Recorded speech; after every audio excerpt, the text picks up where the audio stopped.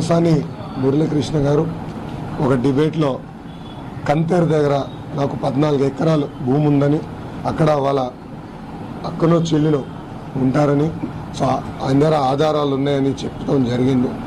So నేను చాలా సూటిగా లీగల్ నోటీస్ కూడా ఆయన పంపించడం జరిగింది. ఒకసారి కాదు 2 సార్లు పంపించా. 2 సార్లు ఆయన రిజెక్ట్ చేశారు. ఎందుకు రిజెక్ట్ చేశారో ప్రజలకు ఇప్పుడు ఆయన చెప్పాలి.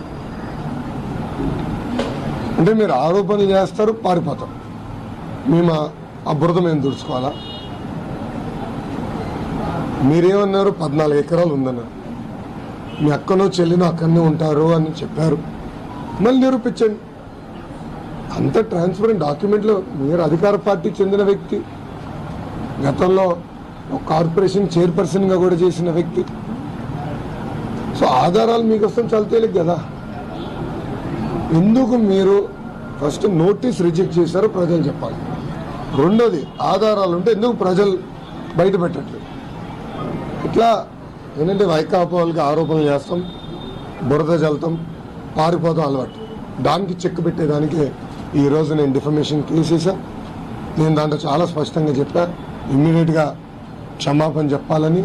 అదేవిధంగా నన్ను పెట్టిన ఇబ్బందులకి 5 కోట్ల రూపాయలు చెల్లించాలని కూడా నేను నోటీస్లో చెప్పడం జరిగింది. నేను న్యాయ పోరాటం చేస్తాను. కొంచెం టైం పట్టినా నేను వదిలిపెట్టాను. నేను ఎవరిని వదిలిపెట్టదలుచుకోను. గతంలో కూడా మీరు చూశారు, సాక్షి పైన కూడా వేశాను, ఇతర వైకాపా నాయకుల పైన కూడా నేను డిఫర్మేషన్ సూట్ వేశాను. అలానే నేను ఎవరిని వదిలిపెట్టానని వాళ్ళందరికీ ఈ సభాముఖంగా హెచ్చరిక జారీ చేస్తూ, ఇక్కడ మీడియా మిత్రులు కానీ ప్రశ్న ఉంటే దానికి నేను సమాధానం చెప్పేదానికి సిద్ధంగా ఉన్నాను.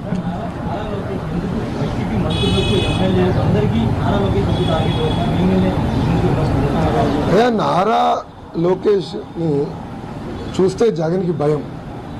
నేను ప్రత్యక్ష రాజకీయాల్లోకి రాకుండా ముందరనే నేను అమెరికాలో చదివిన చదువులకి ఎవరో డబ్బులు కట్టారని, ఎవరో డొనేషన్ కడితే నాకు సీట్లు వచ్చినాయని చెప్పారు అన్నాడు. నేను కార్నిగీ మెల్లన్ యూనివర్సిటీలో బ్యాచిలర్స్ చేశాను. దాని తర్వాత స్టాన్ఫర్డ్లో MBA చేశాను. అక్కడ వాళ్ళ ఆనాడు శాసనసభ సాక్షిగా, ఉమ్మడి ఆంధ్రప్రదేశ్ శాసనసభ సాక్షిగా నాపైన ఆరోపణ చేశారు.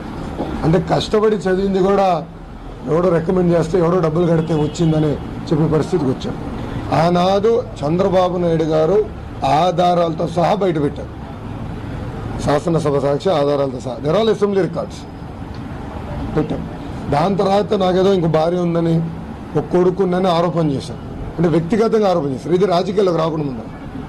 రాజకీయాల్లోకి వచ్చిన చేసిన ఆరోపణలను నేను చదివి చెప్పాను. అంటే జగన్కి లోకేష్ చూస్తే భయం అండి. అందుకే ఈ వైకాపా కుక్కలన్నీ నాపైన అరవమని చెప్తున్నాను, ఆదేశాలు జారీ చేసుకున్నాను. అందుకే ఆ కుక్కలందరికీ చెక్కు పెట్టాలని నేను నిర్ణయించుకున్నాను. అందుకే నేను కోర్టును ఆశ్రయిస్తాం జరిగింది. తెలుగుదేశం పార్టీ రాదని చెప్పి ప్రతి ఒక్కడు అంటున్నాడు స్వామి. ఒకసారి పోయి చూసుకోమని చెప్పాను పరిస్థితి ఏందో ఒకసారి. తెలుగుదేశం పార్టీ డిపాజిట్లు రావు నెక్స్ట్ ఎలక్షన్లో. ఆయన పరిస్థితి, ఆయన పాలన ఇలా ఉంది. నేను చెప్పిన దానిలో ఏది అవాస్తవాలు కాదు. సూపర్ 6 నీకు వస్తా అందా? కనీసం నీ ఇంట్లో అన్నా, కనీసం నీ ఒక్కరికన్నా ఇస్తున్నాడా? మన సూపర్ 6లు లేవు, సూపర్ 7లు లేవు, చేసేదంతా అబద్ధాలు, చేసేదంతా మోసాలు ఉన్నప్పుడు ఎవడైనా ఎందుకు తెస్తాడు స్వామి ఓటు? 2.0 అయినా కానీ ఒకటి గుర్తుపెట్టుకోవాల్సింది, ఏదైనా కానీ పాలనలో విశ్వసనీయత ఉండాలి. ఒక మాట చెప్తే ఒక రాజకీయ నాయకుడు అది చేస్తాడు అన్న నమ్మకం ఉండాలి. That is called governance, that is called విలువలు, విశ్వసనీయత. ఈ రెండు ఉన్నప్పుడు పాలన అనేది ఆటోమేటిక్లీ బాగా ఉంటుంది. ఎస్, లాస్ట్ టైం నిన్న నా ప్రెఫరెన్స్లో I was mentioning more about కార్యకర్తలకు సంబంధించిన విషయం.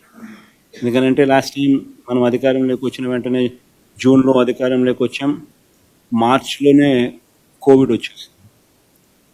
సో ఆ తర్వాత 2.5 సంవత్సరము తీవ్ర రాష్ట్రంలో అసలు ఫోకస్ మొత్తము కోవిడ్ మేనేజ్మెంటు, రాష్ట్రానికి సంబంధించిన వనరులు మేనేజ్మెంటు, ప్రజల సంక్షేమము, సేఫ్టీ, వీటి గురించే టైం కేటాయింపులు చేయాల్సి వచ్చింది.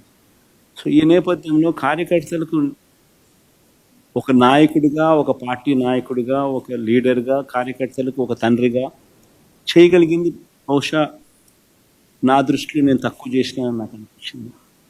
ఎందుకు అనిపించింది అని అంటే ఈరోజు వైఎస్ఆర్సీపీ కార్యకర్తలు ఈరోజు పడతా ఉన్న బాధలు చూసి, ఈరోజు చంద్రబాబు నాయుడు అనే వ్యక్తి వాళ్ళకు పెడతా ఉన్న కష్టాలను చూసి, నిజంగా వాళ్ళను చేస్తూ ఉన్న హెరాస్మెంట్ని చూసి, సో ఇవన్నీ చూసినాక వాళ్ళకు మంచి చేయాలి.